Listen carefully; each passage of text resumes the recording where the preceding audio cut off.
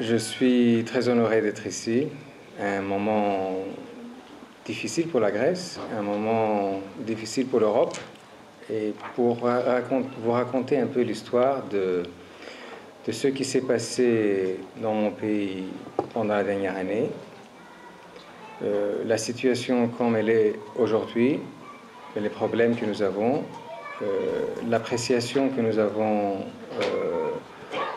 vers où nous devons aller et mettre l'histoire de la Grèce dans un contexte plus européen, parce que je suis absolument convaincu qu'on ne peut pas comprendre ni ce qui s'est passé exactement en Grèce, mais ni les enjeux devant nous si on n'essaie pas d'élargir la discussion et parler de l'Europe, ses institutions et les problèmes avec ces institutions. Donc, j'essayais de parler moins de 30 minutes pour pouvoir, après avoir une session questions-réponses. Je commence en vous disant que ce n'était pas le mandat de ministre des Finances que je m'y attendais. En octobre 2009, nous avons gagné les élections. Nous les avons gagnées avec un écart de plus de 10 points. C'était une victoire. Nous les avons gagnées parce que les gens voulaient un changement, parce que les gens sentaient qu'il y avait des problèmes graves, structurels, de longue date, mais aussi des problèmes de gestion dans les finances publiques. Mais ce que nous soupçonnons, mais nous avons vécu d'une façon très traumatique, c'était en effet découvrir un déficit public qui était finalement, pour 2009, 15,4%. Le chiffre fait peur, mais ce qui fait encore plus peur, c'est que le budget de l'année 2009, qui a été voté par le Parlement grec en décembre 2008, avait une prévision d'un déficit de 2. Et on est arrivé à 15,4. Je crois que si on regarde autour du monde, on ne voit pas, c'est difficile de voir ce genre d'écart entre une prévision et une réalisation pendant une année. Ce qui se cachait derrière ce chiffre, c'était en effet une économie qui, chaque année qui passait, se dégradait, perdait sa compétitivité, un secteur public et des institutions très faibles, parce que ce qui est vrai, c'est que nous sommes rentrés dans le noyau dur de l'eurozone sans prendre les décisions difficiles pour s'adapter dans ce noyau dur. Donc des institutions faibles, une administration publique avec beaucoup de corruption, pas parce que c'est dans le DNA des Grecs, mais parce que ce qui n'existait pas, c'était des institutions pour ne pas laisser ce genre de comportement devenir plus courant. Une économie basée sur quelques secteurs traditionnels, mais qui n'avait pas su à suivre le changement en Europe. Et une société, un système politique assez clientéliste, avec des partis politiques qui avaient du mal à affronter les vrais problèmes du pays. Mais en même temps, pour ne pas dire une histoire qui a que des aspects négatifs, un pays qui avait fait un énorme,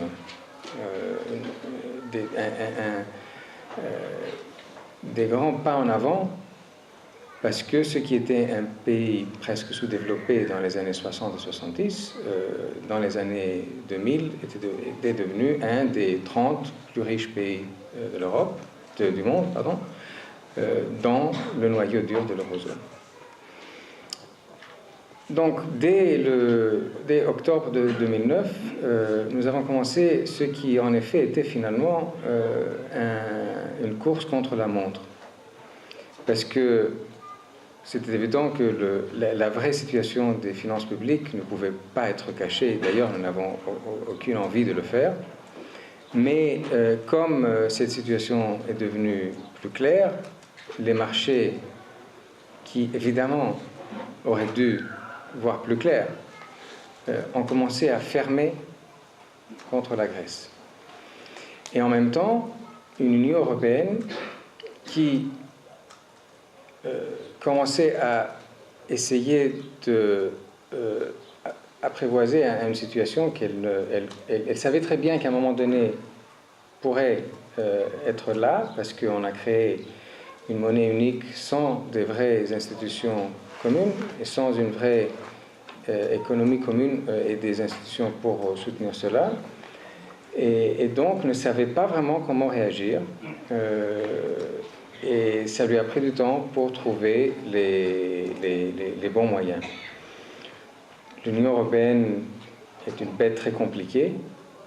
Différentes nations avec de différents calendriers d'élections, avec des gouvernements en coalition, avec des populations où parfois, ou assez souvent,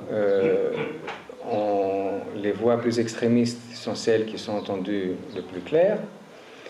Et donc, on s'est retrouvé vers mars-avril de 2010 dans une course finale pour avoir un soutien de l'Union européenne avec le FMI, parce qu'à ce moment donné, les pays de l'Union ont décidé qu'ils voulaient associer le FMI à toute décision regardant la Grèce, et en même temps un programme d'assainissement des finances publiques et de changement structurel très dur, très difficile. Donc, un prêt de 110 milliards d'euros, le plus grand prêt qui a été donné à un pays, je crois, dans l'histoire de l'économie mondiale, et un programme de réforme et d'assainissement des finances publiques extrêmement dur. Pendant l'année 2010, nous avons dû réduire les salaires dans le secteur public de 15%, réduire les salaires dans les entreprises publiques d'à peu près 25%, et réduire les retraites dans le public et le privé de 10%, augmenter le TVA de 4 points, augmenter les taux pour le tabac, l'alcool, les carburants, 30%, plus que ça. Et nous avons réussi pendant cette année de réduire le déficit de 5 points de pourcentage. C'est quelque chose que, au moins à ma connaissance, n'a jamais été fait par un autre pays de l'eurozone. M. Van Rompuy, l'autre jour, disait à un colloque que lui, étant ministre des Finances en Belgique, il a fait ça dans 5 ans. La Grèce l'a fait dans 1 an. Et si, pour ceux d'entre vous qui sont économistes, si vous regardez le déficit structurel primaire, donc oublions le cycle économique, oublions les dépenses pour l'intérêt sur la dette, la diminution du déficit est de 7,2% dans 1 an. Bon, si on faisait que couper les dépenses et augmenter les recettes à travers les impôts, ce serait pas vraiment une très belle histoire. En même temps, on a ouvert tous les projets de réforme possibles. On avait un système de sécurité sociale non viable. Des gens qui partaient à la retraite à 50, 55, 58 ans. Nous avons changé ça. Une réforme qui a été faite très vite, très rapidement. Pas facile, parce que si ce genre de réforme est toujours très dur, mais une réforme qui a donné de la viabilité au système et qui nous permet de réduire d'ici à 2060 le coût de 10 points de pourcentage, parce que selon toutes les prévisions, si on avait laissé le système comme il était à 2060, le coût des retraites en Grèce serait 1/4 du PIB national. On comprend bien que ceci n'était pas possible. Une réforme du budget parce que les gouvernements grecs, pendant des décennies, se sont trouvés dans une situation de ne pas comprendre pourquoi le budget finalement n'était pas celui dont le Parlement avait voté. Et nous étions nous-mêmes dans une situation où on devait payer des dettes de 2-3% du PIB qui étaient nulle part dans le budget, donc, mais des dettes qu'on devait payer. Une réforme fiscale en essayant d'alléger le poids fiscal pour les salaires les plus bas, moins de 40 000, et augmenter les taux pour les salaires les plus hauts, pour la grande fortune, etc. Mais bien sûr, en même temps, en augmentant la TVA, ce qui n'est pas exactement la famille moyenne. Une réforme des professions pour ouvrir des professions qui sont restreintes, qui ont des tas de restrictions. Par exemple, juste pour donner un exemple, jusqu'à présent en Grèce, il devrait y avoir un minimum de mètres entre deux écoles de danse. Je n'ai jamais compris pourquoi, mais une école de danse ne pouvait pas être plus près qu'une autre école de danse. Il y avait 200 mètres entre les deux. Bon, juste un exemple de à peu près 150 professions qui avaient des tas de restrictions de ce type, et on a changé cela. Donc, en faisant tout ça, évidemment, c'est un choc. C'est un choc économique, mais aussi c'est un choc social. C'est un choc pour le système politique. Et la critique venait et vient de toutes parts. Ce que vous faites est récessionnaire. Oui, mais si on veut réduire un déficit et le ramener de 15,5 à 10,5, malheureusement, c'est très difficile de le faire sans avoir récession. Et en effet, en 2009, où le déficit était 15,4, on avait une récession de moins 2. On a eu une récession en 2010 de moins 4,5. Mais l'économie s'ajuste. Premier trimestre 2011, un taux de croissance positif, 0,8. Et ceci malgré le fait que les salaires sont plus bas, les retraites sont plus basses, il y a une réduction dans les dépenses dans le public, mais les exportations augmentent, et on voit un changement dans le comportement de l'économie, un changement de paradigme économique. Deuxième critique, vous avez fait tout ça, mais vous n'avez pas réduit le secteur public qui est le vrai malade de l'économie grecque. On a fait une diminution de 83 000 personnes dans le secteur public dans une année. Et ceci sans faire des licenciements horizontaux. Nous avons fait ça en arrêtant une grande partie des contrats non permanents et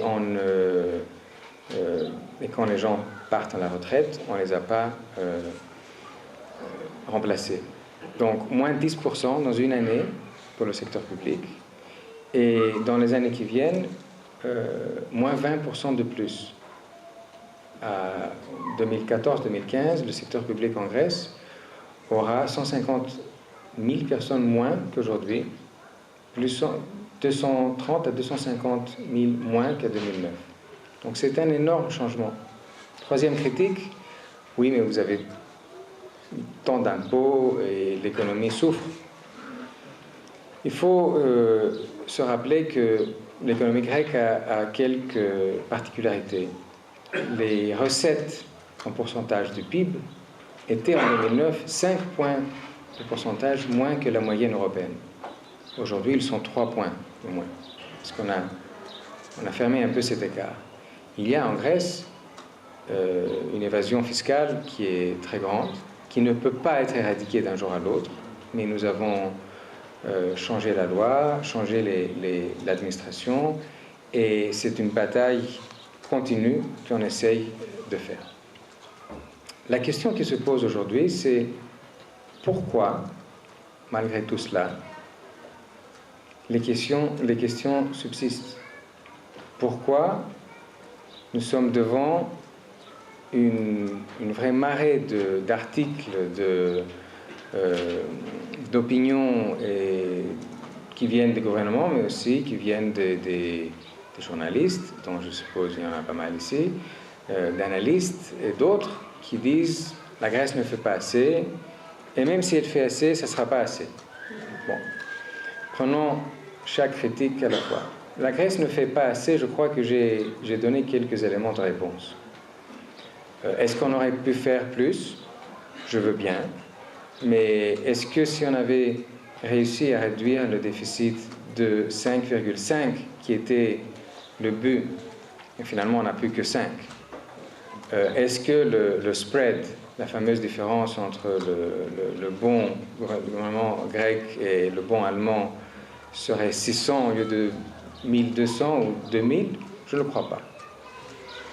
Est-ce que si on avait fait plus de réformes, on aurait pu changer l'image? Peut-être, mais je ne crois pas que ce serait fondamental. Je ne dis pas que nous n'avons pas eu des retards. Je ne dis pas que nous n'avons pas fait de fautes dans ce parcours, évidemment. D'ailleurs, c'est un programme tellement complexe et c'est un programme qu'on essaye de mettre en œuvre avec une administration publique qui n'est pas du tout habituée à ce genre de changement, qui parfois veut bloquer parce qu'il y a des intérêts ou parce qu'elle ne peut pas, simplement.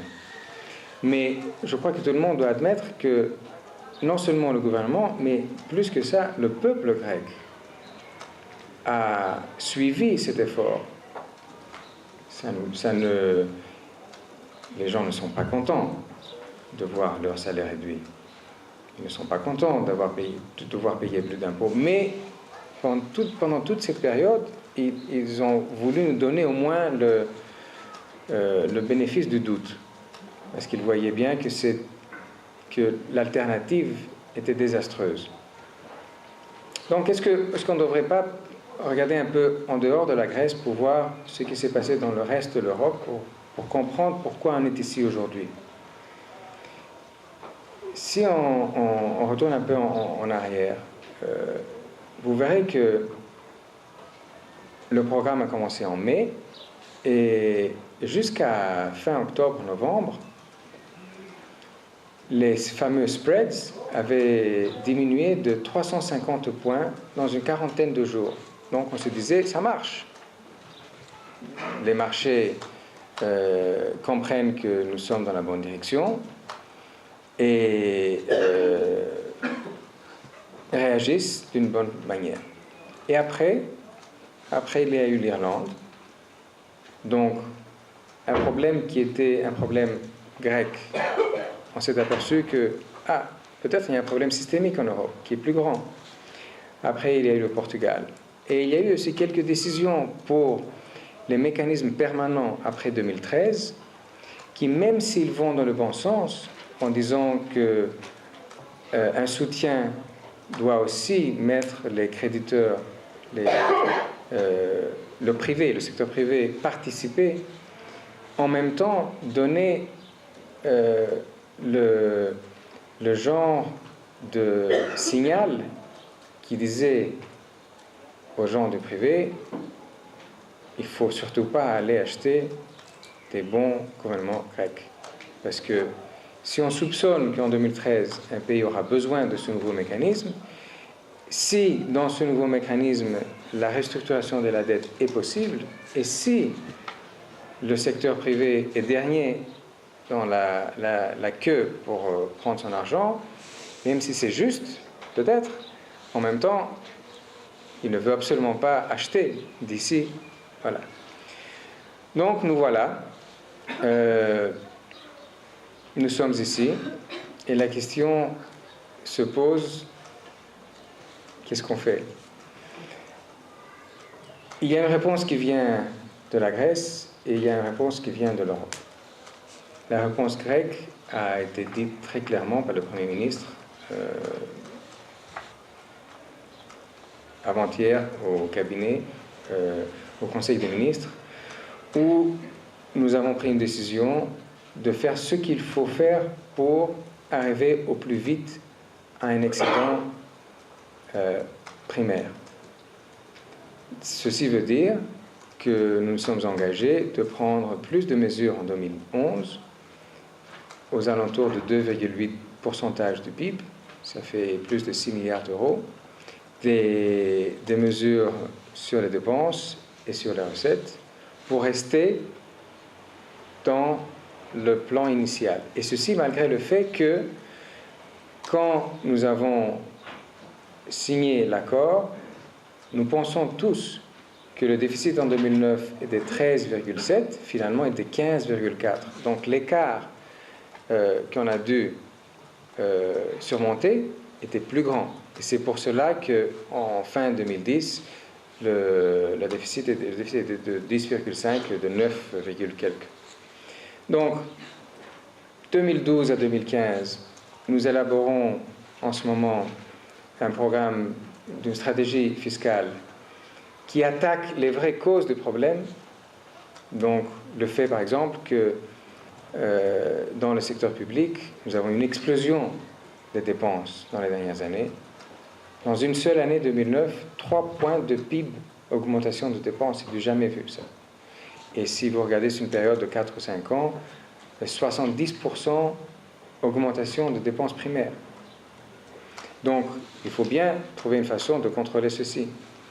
Il faut bien trouver une façon de cibler mieux les dépenses sociales. Ce n'est pas un débat facile, mais il faut se rendre compte qu'en Grèce, nous dépensons à peu près ce que dépense le moyen en Union européenne, mais nous réussissons de réduire les pourcentages en pauvreté de beaucoup moins que tous les autres pays, avant et après les transferts. Ça veut dire que notre système ne cible pas bien les dépenses. Un effort d'élargir la base de fiscalité, parce que en ce moment, en effet, sur une base de 100 milliards d'euros annuels, on n'impose que 30 milliards. Et sur 8500 déclarations de revenus, il y a 5005 qui ne payent pas d'impôts.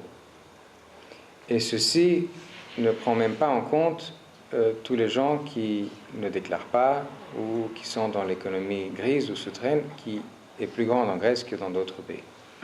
Donc un effort structurel, non pas un effort de coupure de salaire et de retraite, mais un effort d'attaquer les vraies causes du problème.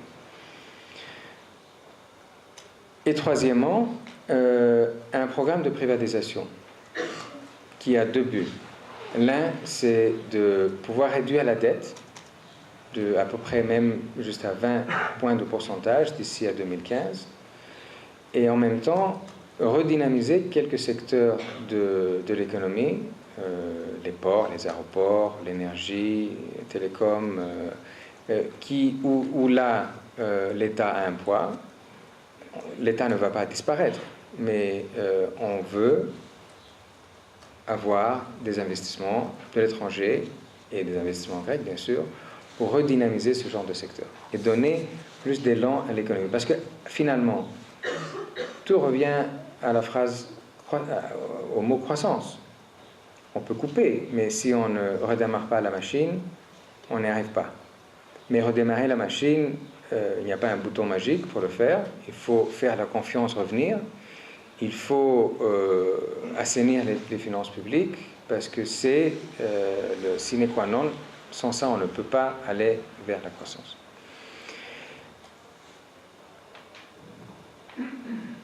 Le débat européen se tourne autour de la question de la restructuration de la dette.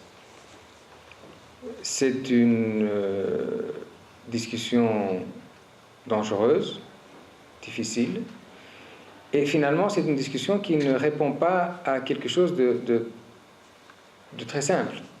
Même si demain matin la dette grecque était restructurée, et en oubliant tous les effets de contagion et les problèmes que ceci Est-ce que ça aurait résolu le problème grec? Non, parce que nous avons un État qui chaque année dépense plus qu'il a. Et ça, c'est un problème structurel qu'il faut attaquer.